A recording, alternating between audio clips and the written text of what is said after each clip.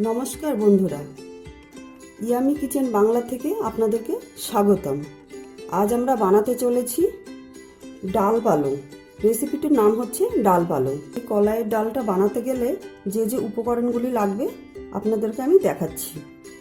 100 গ্রাম কলাইয়ের ডাল আছে এবং 2টি কাঁচা লঙ্কা আছে। এখানে আছে হচ্ছে 1 আটি অল্প পালং শাক, আর এখানে আছে হচ্ছে 2 চামচ জিরে বাটা, 1 চামচ আদা বাটা, একটা ছোট টমেটো, তেজপাতা, একটা শুকনো লঙ্কা, মৌরি ভেজে গুঁড়ো করে রেখেছি, আর এইটা হচ্ছে একটু রাঁধুনি আছে, চিনি আছে, তেল আছে। এই রান্নাটি খুব সুস্বাদু হয়, আপনাদের খেতেও খুব সুন্দর লাগবে এবং খুব অল্প টাইমে রান্না হয়ে যাবে। এবার আমরা ডালটাকে সিদ্ধ করে নেব। দেখুন, আমরা ডালটাকে প্রেসার কুকারে সিদ্ধ করে নিয়েছি। এবার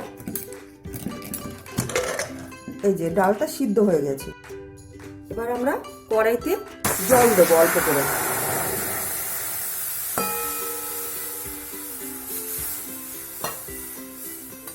পালং শাকটা কেটে রেখেছি ছোট ছোট করে। পালং শাকগুলো এর ভেতরে জলের ভেতরে দিয়ে দিলাম।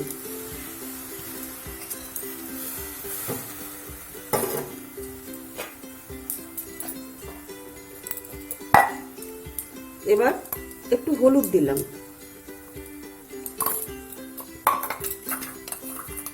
একটু লবণ দিলাম,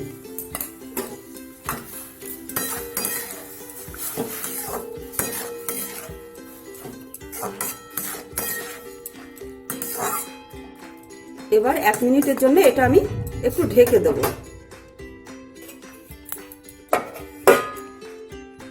এবার আমাদের পালং শাকটা সিদ্ধ হয়ে এসেছে, আলগা করে দিলাম। দেখুন ফুটছে, সিদ্ধ হয়ে গেছে প্রায়। এবার এর ভেতরে আমরা সেদ্ধ ডালটা ঢেলে দিচ্ছি।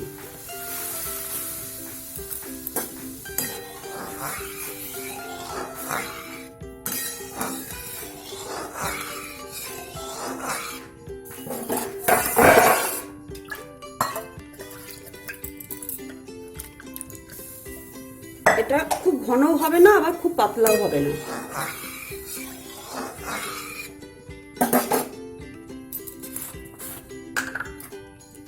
এবার অল্প করে একটু চিনি দিলাম।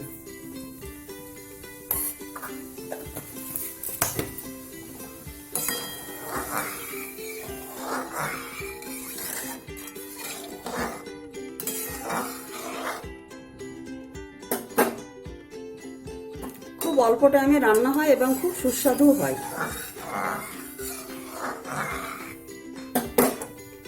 একটু ফুটে উঠলে আমরা এটাকে নামিয়ে আবার সম্বারা করব।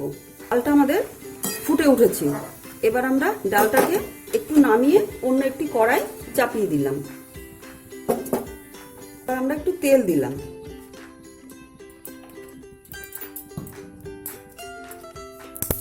তেজপাতা সম্বারা দিলাম, একটু শুকনো লঙ্কা দিলাম, একটু রাঁধুনি সম্বারা দিলাম।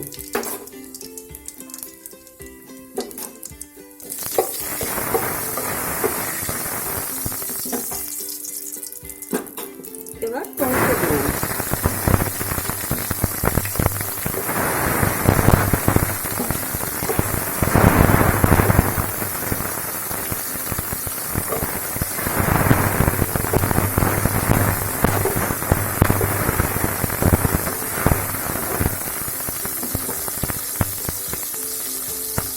এবার আদা বাটাটুকু দিয়ে দিলাম।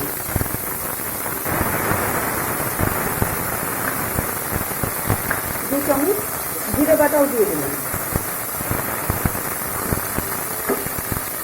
এবার সামান্য একটু হলুদ দিচ্ছি, নাহলে মশলাটা ছিটে পড়ে যায়।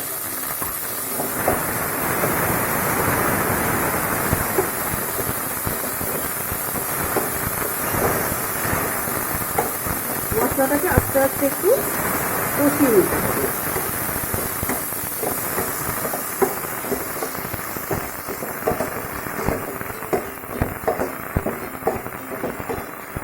আস্তে আস্তে তাই কষে যাচ্ছে আমাদের। ডালের মশলাটা। এবার আমরা ডালটাকে ঢেলে দেবো।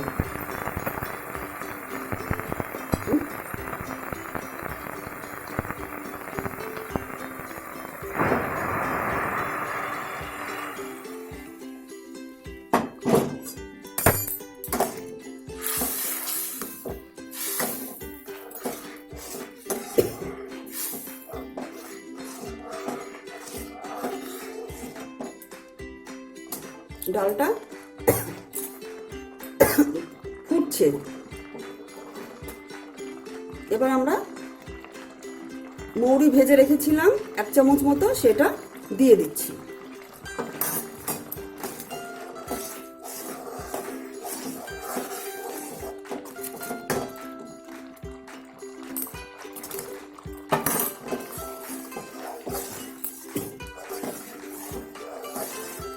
আমি নামানোর আগে লবণ চিনিটা একটু দেখে নিচ্ছি।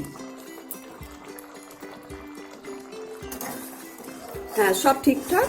এবার আমরা ডালটাকে নামিয়ে দেব। ডাল পালংটি আমাদের সার্ভ করার জন্য একদম রেডি।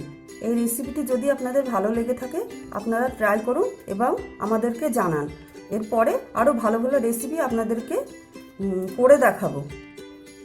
ইয়ামি কিচেন বাংলা চ্যানেলটিকে সাবস্ক্রাইব করুন, বেল আইকনটি টিপুন।